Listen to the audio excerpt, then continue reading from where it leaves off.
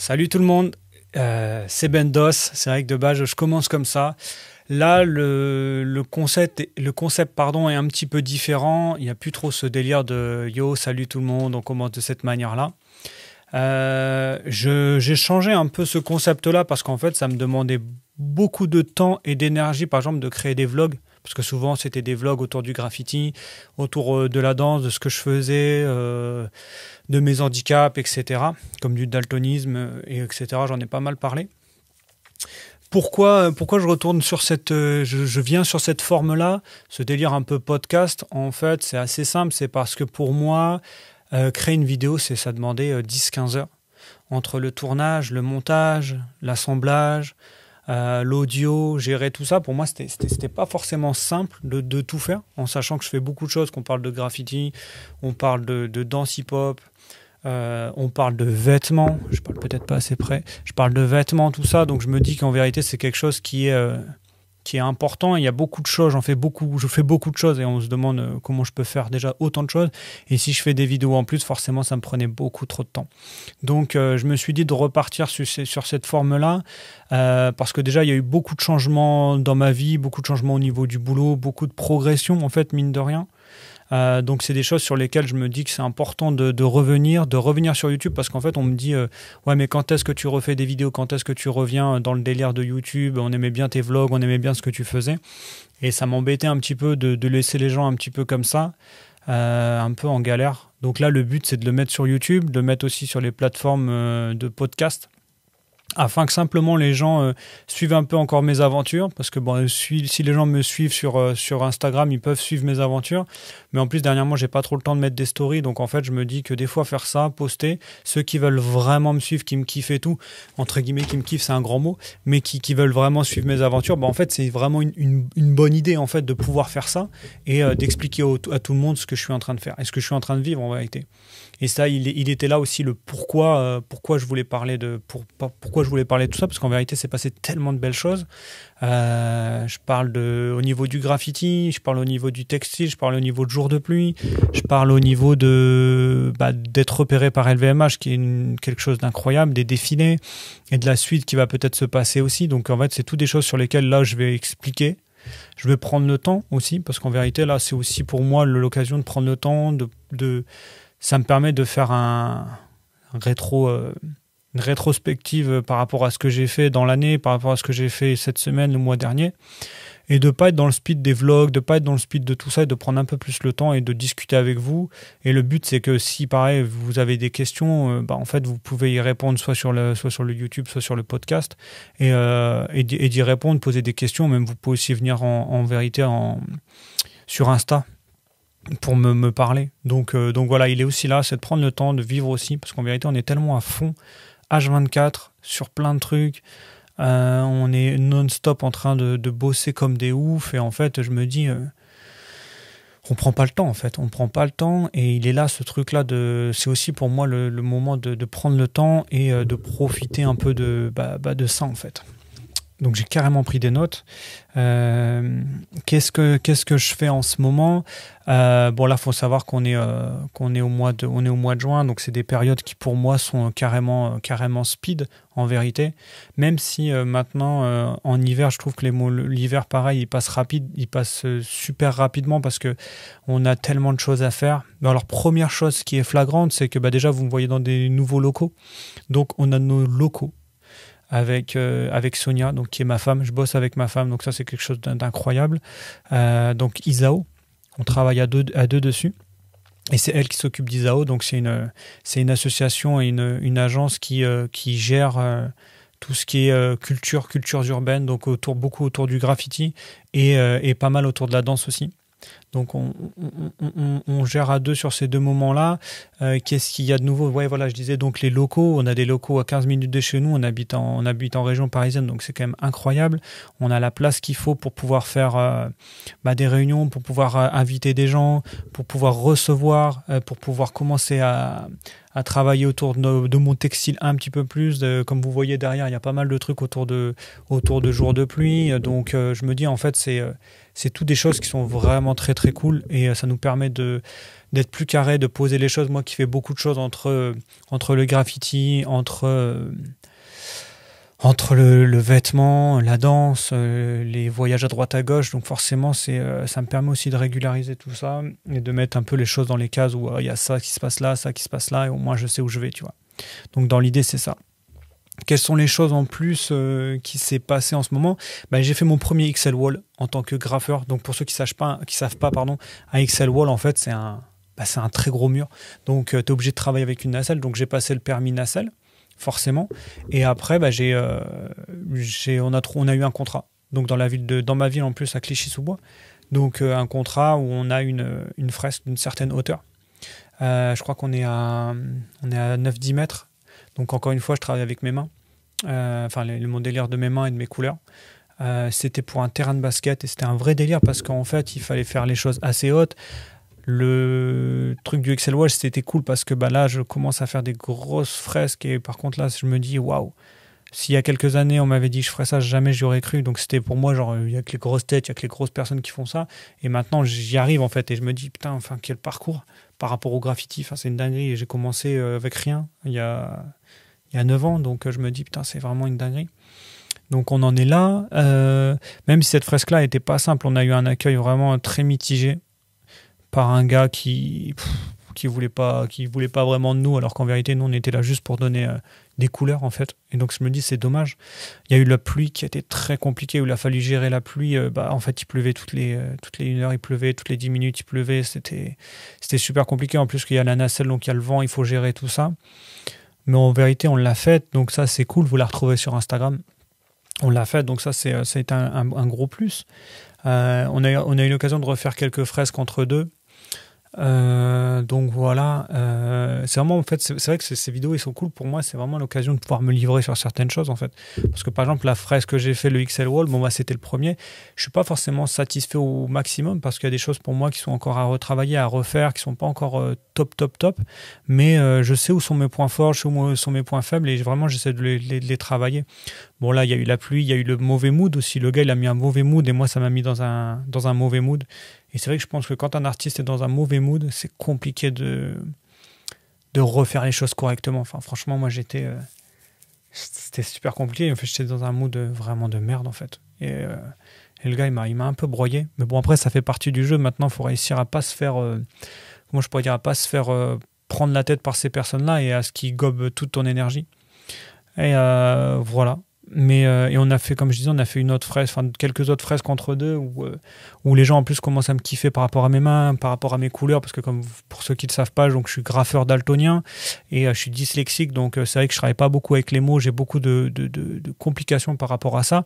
Et en fait, mon but de faire des mains sur des fresques, c'est aussi de faire travailler le corps, parce qu'en plus je suis danseur, donc je travaille vraiment avec le corps. Donc pour moi, c'est aussi quelque chose à mettre en avant. Et puis le fait de pas avoir les couleurs via le daltonisme, en fait, je travaille avec les couleurs que je vois, donc les bleus, les violets, tout ce genre de couleurs-là. Et les rouges, jaunes, oranges, c'est des couleurs que je ne vois pas. Donc, je les fais différemment et je travaille juste la couleur jaune, qui est une couleur que j'aime bien et qui fait partie une couleur de ma compagnie. Donc, c'est pour moi aussi une façon aussi de faire les choses. Au niveau de la danse, alors je m'entraîne plus forcément. Parce que j'ai plus forcément, déjà le temps, mine de rien, c'est marrant, mais j'ai plus le temps de m'entraîner, j'ai plus autant le temps j'aimerais bien, mais des fois j'ai plus le temps, et j'ai plus tant l'envie des fois de le faire, donc c'est un peu dommage, c'est sûr, mais ça fait partie du jeu, par contre, dans la danse, j'ai eu l'occasion donc de me faire repérer par LVMH, peut-être que j'en parlerai dans une prochaine vidéo, mais j'ai eu l'occasion de me faire repérer par LVMH. Donc j'ai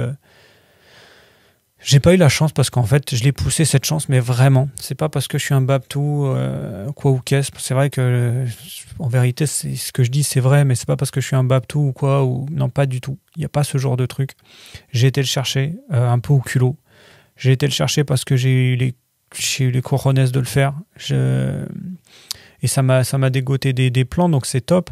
J'ai eu l'occasion, grâce donc à LVMH, de présenter mon propre show qui s'appelle Blocks, qui mélange parcours, qui mélange donc parcours freerunning pour ceux qui voient, en gros les Yamakasi, et la danse hip-hop, donc le break. Et pour moi, ça a été... donc j'ai créé les modules, j'ai créé les vêtements, j'ai créé la chorégraphie. Bon, j'ai travaillé avec des gens qui m'ont aidé tout autour, bien évidemment, et je les remercie, ils se reconnaîtront. Et donc vraiment avec des gens professionnels, que ce soit les danseurs, que ce soit les gars du parcours, enfin voilà, tout ce type de personnes-là m'ont vraiment m'ont accompagné. Je parle aussi de Sonia, je parle de tous ces gens autour de moi. Et avec qui on a une équipe de dingue, et je me rends compte qu'en fait c'est aussi important quand t'es chorégraphe, bon ok, chorégraphe, directeur artistique, ce qu'on veut. En fait je trouve que tout ça en fait c'est bien, mais je crois que la chose la plus importante dans tout ça, c'est de réussir à mettre les gens dans un bon cadre, dans un bon mood, afin qu'en fait ces gens-là, comment je pourrais dire, ils puissent dégager le plus de chaleur possible et faire des choses vraiment cool, afin qu'en fait comment je peux dire, dans le rendu, en fait, ça se ressente. En fait, si les gens sont dans un bon mood, ça se ressent. Et en fait, je trouve qu'il est là le taf de chorégraphe, le taf enfin, tous ces tafs-là, en fait, de responsable, on va dire, de tête. En fait, c'est de mettre les gens bien. Si les gens sont dans un bon mood, forcément, je trouve qu'ils vont bien faire les choses. Et donc voilà, on a eu l'occasion donc de travailler, de faire ce show-là au Palais de Tokyo. Donc un petit gars comme moi qui vient du nord de la France, entre les champs, et qui fait un show au Palais de Tokyo pour LVMH. Et l'année d'avant, ils avaient demandé Kamel Wally, et là c'est moi. C'est quand même quelque chose de fou. Enfin, quand on y repense, c'est donné à personne, quoi. Bon, après, ça fait 15 ans que je suis dans le boulot, ça fait 15 ans que je me bats, enfin, ça m'a fait plus que 15 ans, mais enfin voilà, c'est quelque chose que je me bats, que je teste des choses. Je suis pas resté que dans mon truc où j'aurais pu faire que de la danse, en fait, parce que de base, c'est la danse, moi, qui me passionne. Et non, en fait, j'ai poussé les trucs à faire du vêtement, à faire du graffiti. Bon, j'ai mes 3 casquettes, je pense que je ne fais pas faire plus non plus. Mais le but, c'est d'aller plus loin, tester des choses, voir comment je peux faire les choses et où je peux aller, où le vent me mène, en fait, c'est ça aussi. Et à chaque fois, de le faire avec passion et intelligemment aussi. Et toujours avec passion. Et ça m'a mené à ça, et ça m'a mené à faire les révélations des médailles olympiques, donc pour la Maison Chaumet. Donc Place Vendôme, enfin, je crois qu'il n'y a pas grand monde qui a fait ce genre de choses. Place Vendôme, chez Chaumet, Place Vendôme, c'est la première fois qu'il y avait du hip-hop, et c'est moi qui l'ai ramené. Pour les révélations des médailles olympiques pour les JO, enfin, ça reste quand même quelque chose de fou. Enfin, tu te dis, mon Dieu, tu vis ce truc-là. Ce qui est bien, c'est que je ne suis pas tout seul. J'arrive à mettre des gens que j'aime autour de moi, donc ça c'est fou. Mais donc j'ai réussi par exemple avant avec LVMH à mettre mon père, ma femme. Enfin, je travaille avec mes amis, et tous ces amis-là ont des compétences de dingue, ils sont forts, ils ont des trucs à montrer. Enfin, tous ces gens sont géniaux, et en fait c'est trop bien. Tu te dis, mon Dieu, t'arrives à faire ça. Moi qui viens des champs du nord de la France, je faisais des petits spectacles avec ma mère. On montait des spectacles avec mon père, et enfin voilà, et là on en arrive là, je ramène mon père à faire ça, en fait, à arriver dans un cadre comme ça, où c'est méga pro, où les gens sont enfin, c'était un truc de dingue, et je me dis waouh, réussir à faire ça. Donc là, l'avancée, elle est là. Je pense que je ferai une petite vidéo podcast pour en parler, parce que je pense que ça vaut vraiment le coup. Mais déjà, on en est là. Ça, c'est là pour la partie danse, chorégraphie. On a parlé du graffiti. Pour parler du textile, alors pour parler du textile, on peut rebalancer un petit peu sur le show Blocks que j'ai créé, mais j'ai fait toutes les tenues donc c'est moi qui ai été le styliste dessus. Je les ai pas confectionnées parce que j'ai pas le talent. Et j'ai pas le temps aussi, parce que mine de rien, il faut savoir s'entourer des bonnes personnes, savoir s'entourer de pros, et pas être partout aussi. Et ça, c'est ce que je fais plein de choses, mais en vérité, j'essaie de me dire, vu que je fais plein de choses, j'essaie de faire aussi, de faire travailler aussi les autres. Et puis je peux pas tout faire, en vérité, on peut pas tout faire, on est humain, on a une vie personnelle à côté, même si en vérité on vit dans la passion. C'est cool la passion, mais des fois ça peut vite te mettre dans un truc où, en fait, c'est bien, mais la passion, des fois, tranquille, tu vois.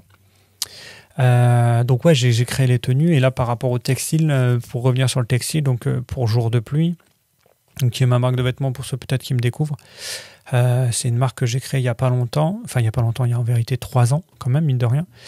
Il y a eu des hauts, des bas, parce que c'est vrai qu'il y a pas longtemps, j'étais pas intermittent du spectacle, je vivais pas aussi bien, parce que j'ai vraiment trimé une partie de ma vie quand même, une petite partie de ma vie, mais ça a été très compliqué, où je faisais des livraisons Uber, où je faisais des choses un peu, c'est vraiment des hauts, des bas, et c'était vraiment été très compliqué. Donc la marque, pareil, elle a suivi ce haut et ces bas-là, mais maintenant que tout est un peu plus simple, j'ai eu l'occasion de retravailler ma charte graphique avec mon nouveau logo. Pour ceux qui regardent la vidéo, vous le voyez, quelque chose de plus qualitatif. On a un petit peu d'argent, donc on peut mettre un petit peu d'argent à des endroits bien précis, le logo bien propre. On a travaillé en sérigraphie, maintenant je travaille un peu moins en sérigraphie, je suis plus en flocage. J'adore le rendu du flocage, parce que il y a des très bonnes choses qu'on peut faire aussi en flocage, et je l'ai sous-estimé pendant pas mal de temps, parce que pour moi le flocage c'était Décathlon, c'était un peu à l'arrache, alors que non, il y a des belles choses qui se font. Ça c'est une des premières choses. La charte graphique, on a retravaillé notre logo avec un gars qui est très chaud, qui a cette science du logo, qui s'appelle Bilal Alem, qui est un gars que j'aime beaucoup, un ami à moi. T'as ça. Une fois ça, charte graphique refait, on a retravaillé avec un ami à moi, encore une fois, sur le shooting, on a eu l'occasion de faire un shooting de dingue avec des mannequins professionnels. Donc on a un photographe professionnel, on a eu des make-up artistes qui étaient là pour le faire. On avait des coiffeurs, il y avait tout en fait pour faire un shooting de dingue. Donc là, on est vraiment sur un truc où c'est un shooting de dingue. Ensuite, par rapport à ça, on a en fait on refait toute la charte graphique, et la chose qu'on est en train de faire en ce moment, c'est qu'on prépare un pop-up. Donc là, je prépare mon premier pop-up sur Paris, qui aura lieu en septembre. Je vous dirai toutes les infos. Avant ça, on va ressortir dans pas longtemps les basiques, et pour le pop-up, forcément, on sortira une exclusivité. Donc voilà, où est-ce qu'on en est dans l'ensemble, dans la création du projet. Je regarde juste à combien de minutes je suis. Je suis à 16 minutes, ça va, c'est cool.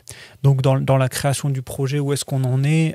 Donc on a une stagiaire qui bosse avec nous, donc ça permet aussi d'aller un petit peu plus loin. Donc le pop-up, le but, c'est aussi de ramener les gens, de rencontrer aussi les gens qui ont acheté du jour de pluie, des gens qui viennent découvrir aussi. Le but, c'est pour moi, en fait, pour cette première-là, c'est de scotcher les gens, en fait. C'est-à-dire que le but, ils viennent dans ce pop-up-là, donc il se passera à Paris, comme je l'ai dit, dans le 11e arrondissement, c'est que ramener les gens dans ce pop-up-là, et en fait, que les gens ils disent, mais c'est une dinguerie, en fait.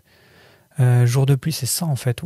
J'aime trop la DA, j'aime trop l'idée, il y a des choses à regarder, il y a des choses à acheter, forcément, parce que c'est une marque de vêtements, mais vraiment faire rentrer les gens dans un univers en mode, ah ouais, putain, en fait, ça ressemble à ça, jour de pluie. De pousser encore plus. Et là, quand je dis pousser encore plus, c'est que là, dernièrement, on a poussé dans le sens où on est même plus, on est Made in, comment on appelle ça, Made in Europe, par exemple pour les basiques, mais pour de prochains vêtements qu'on est en train de sortir, on est vraiment Made in France. Alors pour le textile, pour le tissu, on est Made in Italy, donc c'est quelque chose de ouf. Et Made in Italy est d'une grosse maison, donc ça veut dire qu'en gros le tissu est très très très très qualitatif. Et ça, c'est génial. Après, je sais que maintenant, moi je bosse donc avec un couturier qui est basé à Reims, donc on est Made in France pour l'assemblage. Pardon, l'assemblage, donc ça c'est quelque chose de génial. Et après, les finitions se finissent dans nos ateliers. Que ce soit autour, on a une partie sérigraphie, on a une partie flocage. Donc en fait, on se retrouve avec un textile fini en France. Et je trouve ça un truc de dingue en fait. On arrive à quelque chose d'assez extraordinaire. On arrive à pousser les choses encore plus. On a nos locaux qui nous le permettent. On a nos moyens humains qui nous le permettent un peu plus aussi. Par la suite, on va recruter aussi des services civiques. Donc s'il y a des gens qui sont intéressés, qui veulent bosser dans le délire du textile, en service civique pendant une durée de 1 an, n'hésitez pas à me le dire, en vérité. Voilà, tout ça pour dire qu'on redémarre un petit peu tout ce format un petit peu vidéo YouTube, mais pas en vlog, mais plus en mode podcast, d'expliquer un peu peut-être chaque semaine de ce qui se passe, ou en tout cas j'aimerais bien faire chaque semaine une vidéo par semaine, parce que c'est important. Il se passe tellement de choses. Là, j'ai pas été dans le détail, mais il se passe tellement de choses. Il y a plein de choses à montrer, plein de choses à envoyer, plein de vibes aussi, plein de bonne humeur à envoyer, parce que depuis, on vit que des bons moments. Je dis on parce qu'il y a aussi Sonia. On est tous les jours ensemble. Donc, qu'est-ce que ça fait aussi de vivre avec sa femme tous les jours et travailler tous les jours avec sa femme? C'est vraiment, enfin, en tout cas pour moi, c'est un truc de ouf. C'est vraiment, je trouve que c'est trop bien en fait, parce que je me dis, tu vois, les gens qui ont eu quand au moment où il y a eu le Covid par exemple, les gens qui vivaient à deux, en fait, ils n'ont jamais vécu à deux. En fait, ils se voyaient le matin et tôt, et après, ils se voyaient le soir tard, et un peu le week-end, et un peu en vacances. Mais en vérité, est-ce que ces gens-là vivent vraiment avec leurs femmes ou leurs hommes? En vérité, non. Et je dis ça pendant le Covid, parce qu'en fait, pendant le Covid, c'est là où les gens ont été vraiment ensemble, et c'est là où les gens, en fait, beaucoup de monde se sont séparés. Et je me dis, mais en fait, les gens, en vérité, ne se connaissent pas vraiment. Et moi, je me réveille avec Sonia, on va au travail ensemble, on reste toute la journée, on bosse ensemble, quand on a des vacances, on fait nos vacances ensemble, quand on a tout, on fait ensemble. Quand j'ai une galère au boulot, je l'appelle. Par exemple, j'ai une galère il n'y a pas longtemps sur un truc de sérigraphie. Je me dis, j'appelle Sonia, et elle me dit, bah non, mais en vérité, fais plus ça, concentre-toi sur ça, c'est pas grave, on va recommander, c'est pas grave, Et en fait, je suis en mode, mais ouais, putain, en fait...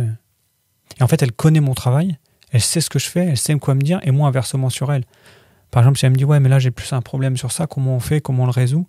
Et en plus, ce qui est intéressant, c'est que Sonia, elle a ce truc de vraiment être en mode administratif et tout.